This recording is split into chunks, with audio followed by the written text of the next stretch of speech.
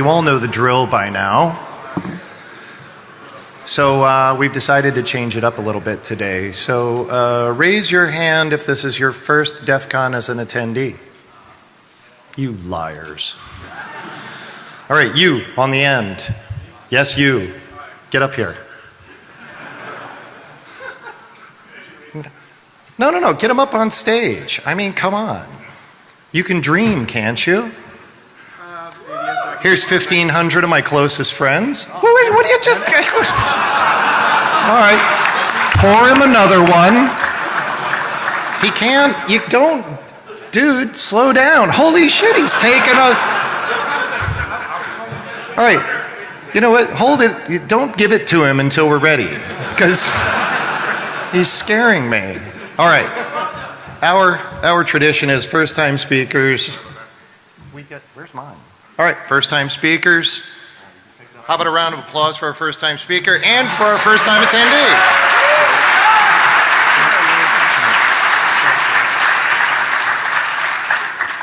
Good luck with your talk. Yeah, the person typewriting this will have a hard time now. I want to point out he had no accent before that shot. Yeah, sorry guys, my English is Spanglish. All right, I'm going to talk about SEAndroid, which is, as you might know, SELinux in Android operating system. It has now been renamed, so the name is Defeating Security Enhancements for Android.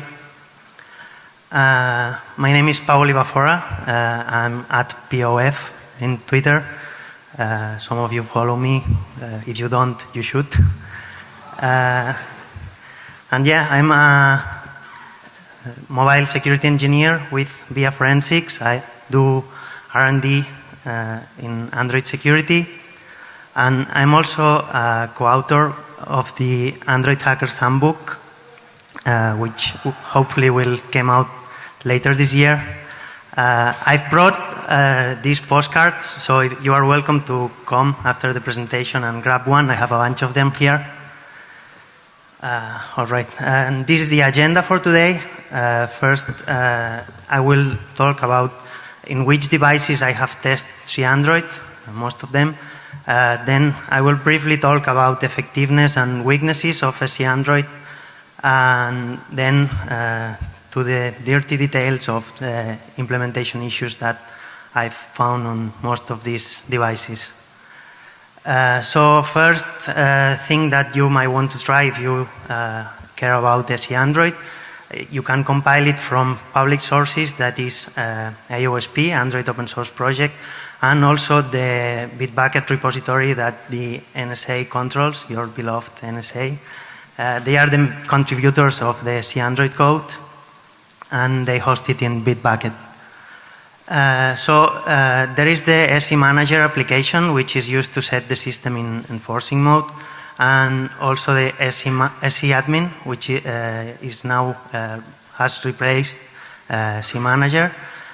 It's better because it runs as a device administrator, while SE Manager just runs as a system application. I've also tested SEAndroid in the Toshiba 8300 tablet. It's this tablet here, to my knowledge, this is the first device that was in the market with some SEAndroid implementation. It's a bit weird. It's not the same as SEAndroid we have seen in other devices. It uses a CLime Linux kernel module, and yeah, it's based on an early implementation of SELinux. It runs as a Linux security module.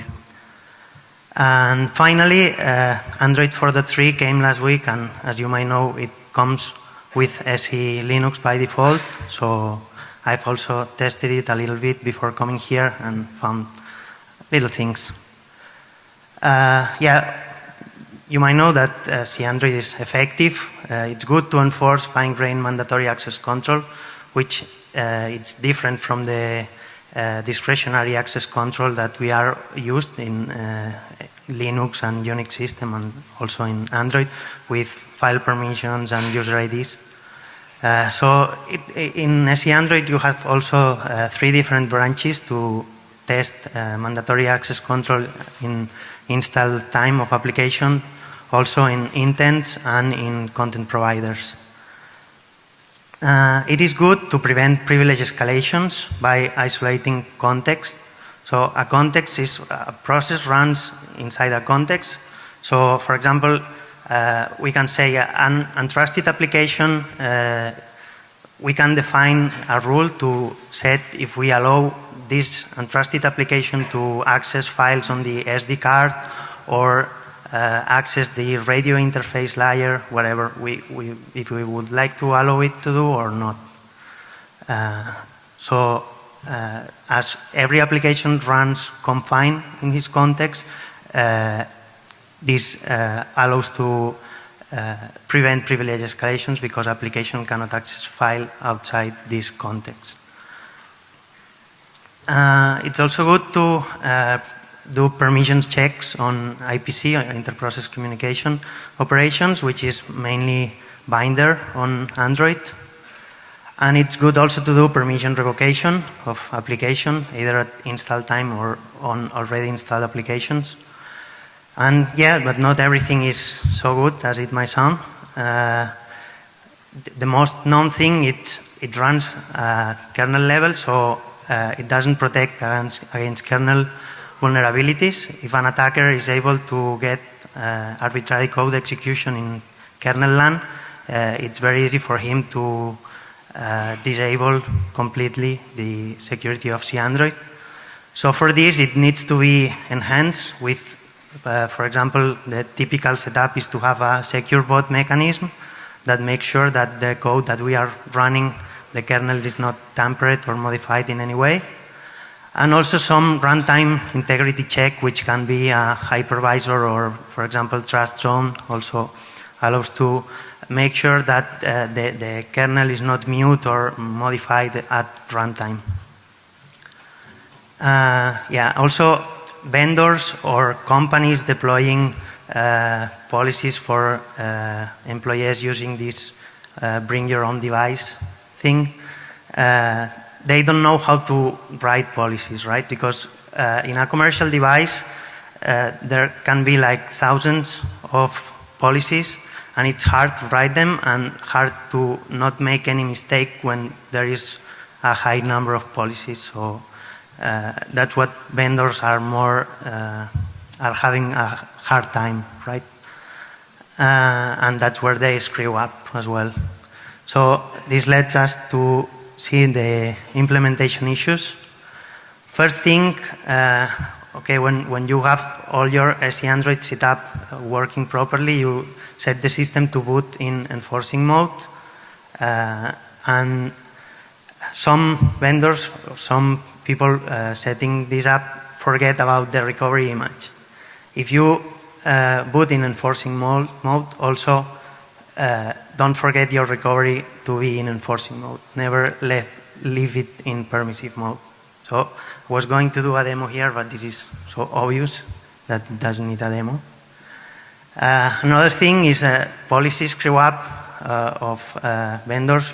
They say, okay, my device is running in enforcing mode, so I'm preventing the root user to set permissive mode again. So they write a rule that says root user cannot set the device in permissive. So root user cannot use the set enforce command, right? But then they forget about system user. So again, as you see here, we have the ID command. We are root. If we do a set enforce 0 or echo 0 to sysfs SELinux enforce, it says permission denied. We just have to sue system, and once we are running with system privilege, we can just use set enforce 0 and set the system to permissive. So typical screw up, right? Also, this is another issue that I've seen sometimes. This comes because a lot of people has used the SE Manager application, and they rely on this application to set the system in enforcing mode. So you should never set enforcing mode from a system application, right? We will see now why. If we combine this with fail number 1, which if you remember was that recovery was left in permissive mode, it's very easy to reboot into recovery and pull the system APK of the SEAndroid manager just to have a backup, then remount the system in read-write mode and remove the SEAndroid manager APK from the /system/app folder. So we have just removed the system application that sets the system in enforcing mode, right? So it will boot in permissive. But what if we don't have access to recovery, or what if recovery is running in enforcing mode? Well, no problem.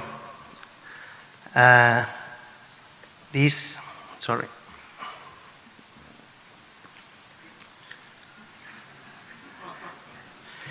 Here, this is a Galaxy Nexus running SELinux. We run the SEAmanager application. We put the system in enforcing mode. So in this shell here, first I check if the device is running in enforcing mode. So I use the command get enforce. I see it says enforcing. So now I reboot the device and I set a one-liner to check every second the get enforce command. So we see it says error device not found because the device is still booting. But once ADB daemon is running, we will see that the system is booting in permissive mode, right? And now the Android system, when it finished the boot, it broadcasts a boot complete event to all applications that have registered to receive it. So it is now in enforcing mode because the SEAmanager application has received the boot complete event and has set the system in enforcing. But you can see that we have a window there. So we can take this window while the system is booting, which is still in permissive mode, and we reboot the device again, and we will use this window. We have a little race condition here, but we have plenty of time. So we prepare this command, which uses the package manager just to disable the com.android.SEAndroid manager application. So in the upper terminal, we see it's booting in permissive. We execute the command, but it says error because the package manager is not loaded yet. But now it says, okay, new state disabled. We have disabled the SEAndroid manager application, which is a system application. And the system is fully boot and is still in permissive mode, right? So it's as easy as this to disable a system application which sets the system in enforcing mode. So this should be always set in init. You have to set enforcing mode in init right before the ADB daemon starts. So this single one-liner here will do the same POC that we have seen in the video. You can also overcomplicate that and write an Android application with a higher priority boot receiver and do the same from an Android app. But yeah, system from the shell, it's easier and faster. Now the Toshiba tablet. If you remember, this was the SELime module that doesn't allow us to do some things like, for example, mounting the system partition in read-write mode, even if we are root. So this is possible to do on any Android system, but in this Toshiba tablet, it doesn't allow us to do this. So I have a demo here. Yeah. So we will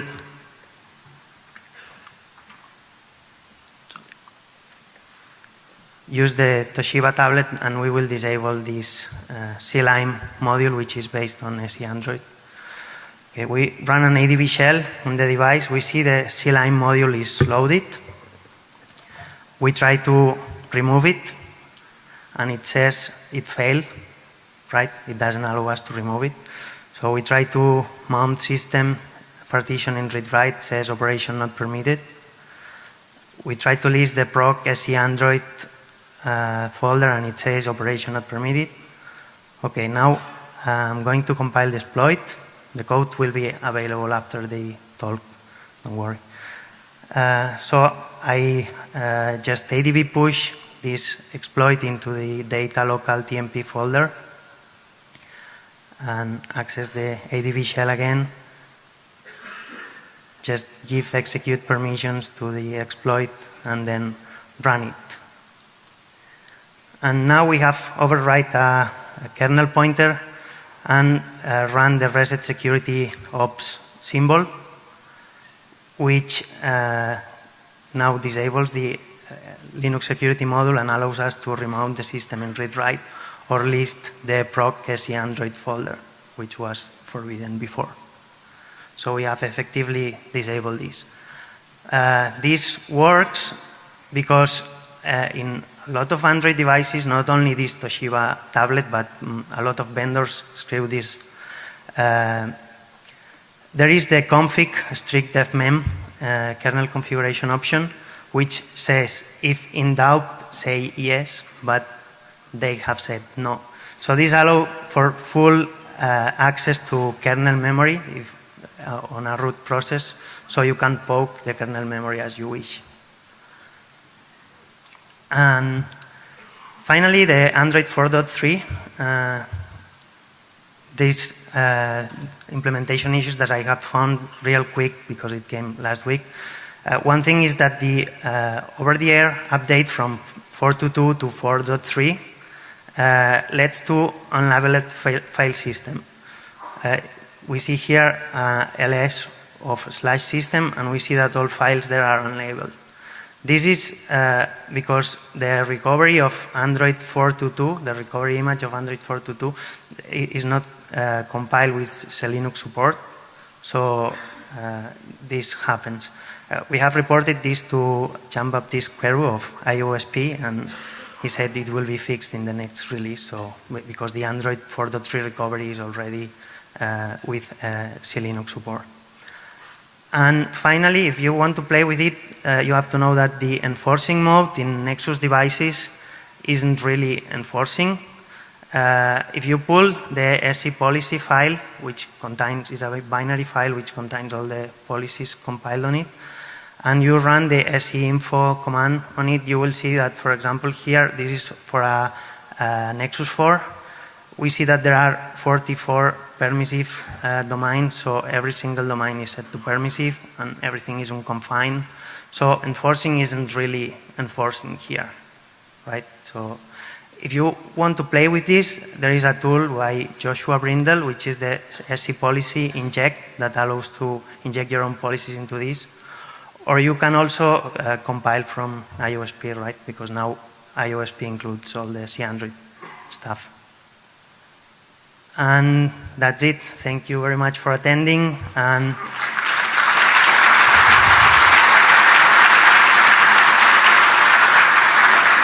if you care about Android security, you should follow these guys here. They have helped me in the research and in the making of this presentation.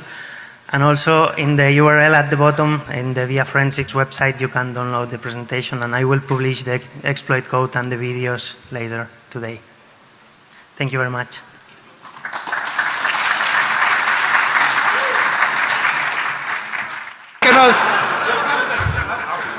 All right. You know what? Hold it. Don't give it to him until we're ready, because he's scaring me. All right. Our tradition is first-time speakers. Where's mine? All right, first-time speakers. How about a round of applause for our first-time speaker and for our first-time attendee?